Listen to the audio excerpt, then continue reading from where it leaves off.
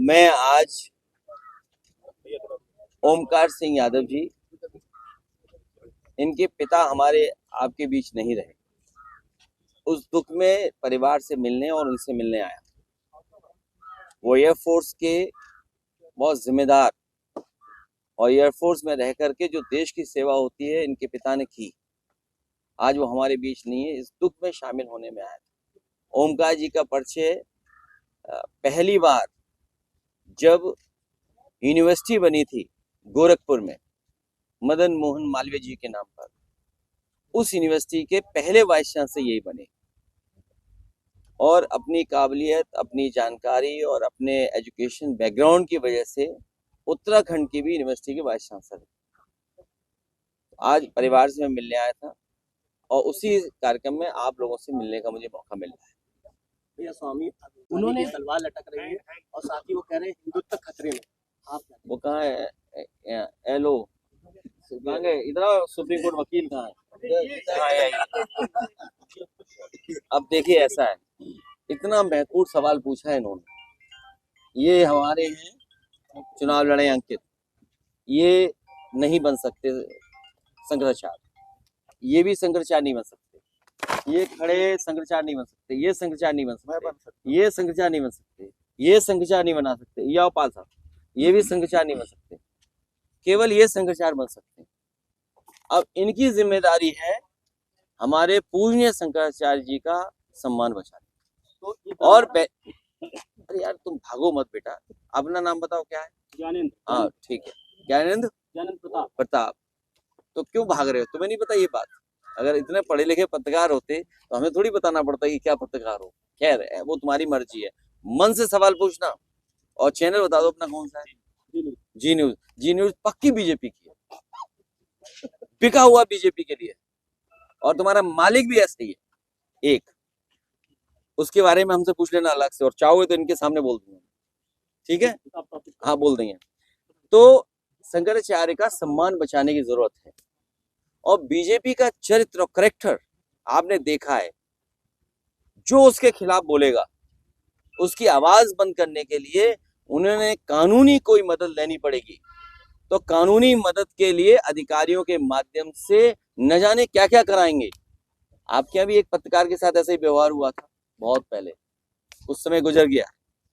कानपुर का है, लखनऊ का है, और कई जगह ऐसी सूचना मिलती, न केवल पत्रकार बल्कि राजनीतिक तौर पे भी अगर कोई विरोध करता है तो उसके लिए अधिकारियों के माध्यम से कब झूठे मुकदमे लगा दें। तो पौराणिक परंपरा और हमारे सनातन धर्म की त्रिवेणी पर गंगा स्नान नहीं करने दिया। सोचिए, वो आध्यात्म का स्थान है, हमारी त्रिवेणी है वो, वहां पे पूज्य शंकराचार्य जी को स्नान क्यों नहीं करने दिया? ये बड़ा सवाल है। और पुलिस ने धक्का मार के उनके रथ को बाहर कर दिया। उनके बटुक, उनके जो सेवा या उस संस्था साथ चलते हैं, उनकी चुटिया पकड़ करके। बताइए, डिप्टी सीएम माफी मांग रहे हैं। एक डिप्टी सीएम कह रहे हैं हम चरण वंदन करेंगे। बताइए आप, हम लेट करके माफी मांगेंगे। और उसके बाद क्या हुआ? और अब झूठा मुकदमा लगा दिया। बताइए। और जो लगाने वाले लोग हैं वो आपको, आपके सब चैनलों पे, कुछ पे तो चल रहा है, यूट्यूब पे चल रहा है, सोशल मीडिया पे चल रहा है। वो व्यक्ति कौन है, किसके सहारे, किसके साथ तस्वीरें हैं? कोई बीजेपी का नेता ऐसा नहीं जिसके साथ तस्वीर नहीं है। सवाल ये है, एक है वो शंकराचार्य और दूसरा जो नाम बता रहे अभिमुक्तेश्वर आनंद। तो शंकराचार्य का जो स्थान है वो हमारे लिए पूजनीय है। इसलिए सभी लोगों के उनके सम्मान के लिए और शंकराचार्य जी के सम्मान के लिए खड़ा होना चाहिए। बीजेपी मनोज साहू जी गावे वा और सजावे वा, बबुआ गर्दा उड़ावे वा, जिसमें आपकी एक फोटो भी उसमें डाली गई है। तो मैं अच्छा है, क्योंकि मनोज तिवारी बहुत पुराने समाजवादी रहे और उनका जो प्रोफाइल देखोगे, पॉलिटिकल प्रोफाइल, हम ही लोगों ने शुरू कराया था, इसलिए याद किया है। होली पर बहुत बधाई और धन्यवाद देते हैं। कम से कम होली पर कोई बुरा ना माने। अब शुरुआत की है उन्होंने होली पर, तो अगर हम लोग भी कोई गाना बना दें या कोई और होरिया जाए हम लोग अगर, तो उसका बुरा ना माने वो लोग। अध्यक्ष जी, कांग्रेस और इनकम टैक्स को लेकर सवाल उठाती रही। बीजेपी बसपा के अकेले विधायक उमाशंकर के घर पे आईटी रेड पड़ी। देखिए, क्या कहें? ये आईटी वालों को नाम कौन बताता है, और उनके यहाँ छापा इसलिए पड़ा है कि कुछ लोग जापान गए हुए हैं। अगर वो जापान न गए होते तो शायद छापा न पड़ता, क्योंकि पुलिस पता लग जाती, पुलिस लीक कर देती, जानकारी मिल जाती। तो ये जो जापान चले गए सरकार के लोग, इसलिए छापा पड़ गया। अखिलेश जी कह रही है कि कारोबारी की मदद होनी चाहिए। सवाल ये नहीं कि उमा शंकर विधायक बसपा के हैं, इकलौते विधायक। सवाल ये नहीं उमा शंकर पे छापा पड़ा है। बीजेपी का कोई अगर है तो उसमें छापा नहीं पड़ता। बीजेपी को खुश कर दो, कभी छापा नहीं पड़ेगा। आप बताइए, बगल में सब गुटखों वालों के यहाँ जीएसटी की पुलिस लगी थी, नहीं लगी थी? एक सुनने में आ रहा, कुछ सरिया वाले थे जो सबसे ज्यादा चंदा बीजेपी के देते थे, उनके यहाँ भी छापा पड़ा था। ईडी, इनकम टैक्स, सब कुछ। कोई सरिया वाले नाम बताओ, भूल रहे हो हैं? हाँ, ये देखो नाम सही आया है। तो वो चंदा देते थे। ये मान लीजिए कि बीजेपी किसी की सगी नहीं है, बीजेपी वालों की सगी नहीं है।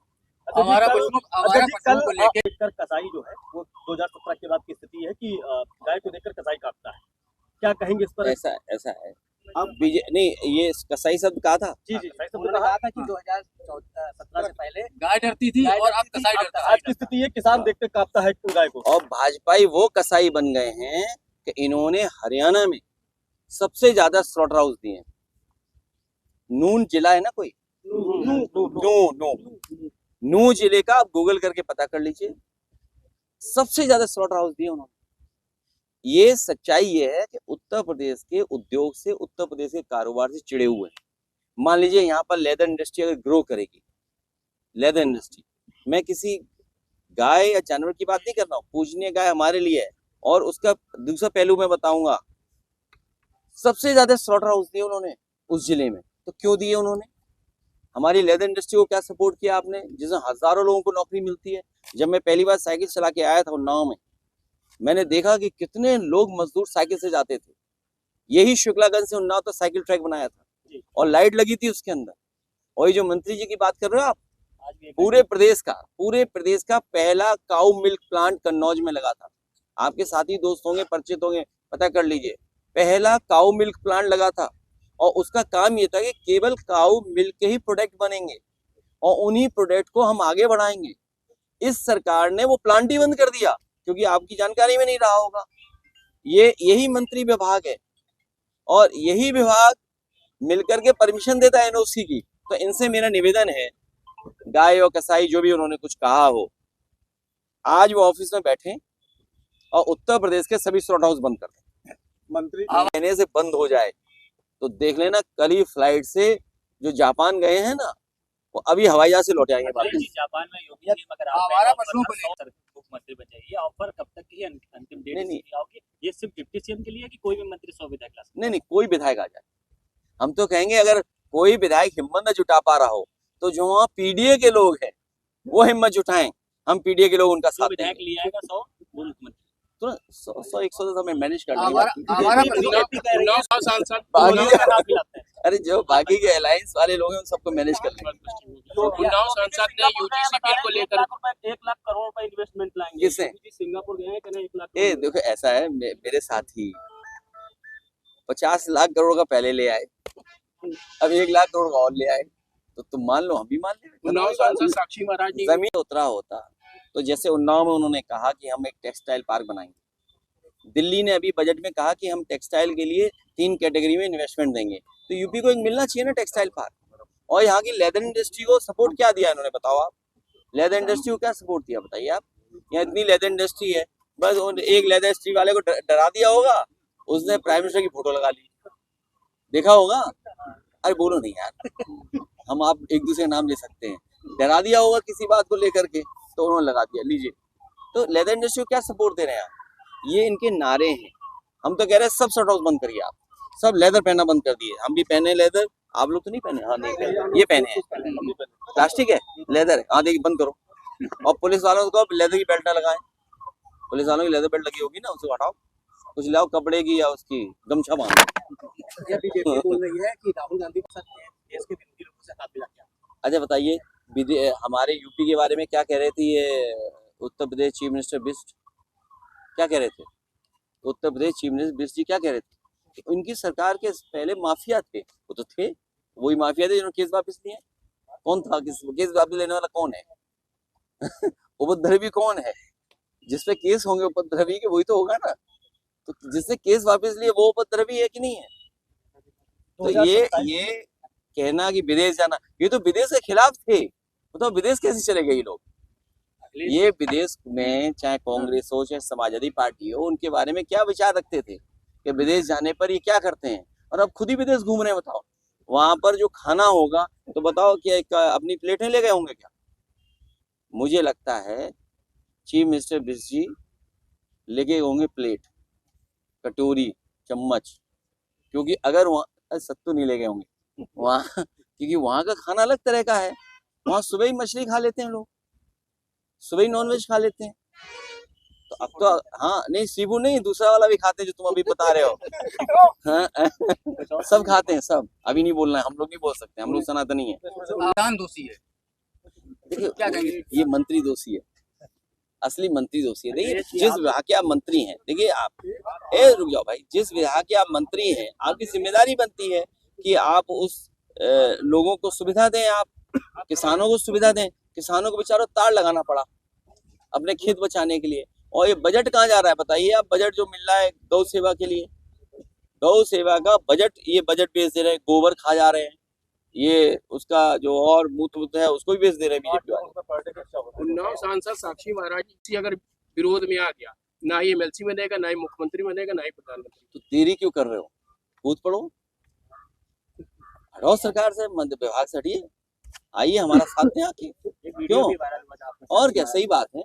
नहीं ऐसा है ना कि अगर ओबीसी, पीडीए, एससी, एससी, अगर ये इनको लग रहा है कि इनके साथ भेदभाव हो रहा है तो सरकार छोड़े, आए आगे। 2027 तक किसके पार्टी उन्नाव के विकास को आगे बढ़ाएगी, यहाँ के किसानों को और एग्रीकल्चर सेक्टर को जितना हो सकता है हम लोग सपोर्ट देंगे। और इसलिए भी सपोर्ट करेंगे क्योंकि जिस तरह का इंफ्रास्ट्रक्चर ज्योग्राफिकली, भौगोलिक दृष्टि से उन्नाव को मिल गया है, जहाँ से एक तरफ से आपका आगरा लखनऊ एक्सप्रेसवे निकल रहा है, बीच से गंगा एक्सप्रेसवे निकला जा रहा है, फिर लालगंज वाली 4 लेन है, फिर आपका कानपुर लखनऊ है। तो ये जो इलाका है आपका, ये किसानों की और खेती बाड़ी के लिए, और किसान को अगर हमने सपोर्ट कर दिया तो ये कानपुर को, लखनऊ को, आसपास दिल्ली तक कहीं भी फीड कर सकता है, खाने पीने की चीजों को उपलब्ध करा सकता है। तो एग्रीकल्चर में कैसे हम बढ़ावा करें, कैसे हम योगदान यहाँ के किसानों को जोड़ें जिससे अर्थव्यवस्था में इनका योगदान हो, वो करेंगे। और ट्रांस गंगा सिटी, मैं कल या परसों कल जा रहा था जब हवाई जहाज से, तो दाईं तरफ देख रहा था, वो अपना जो धनुष की तरह वो बनी है, वो वैसी पड़ी है, बताओ, और कुछ हुआ ही नहीं है।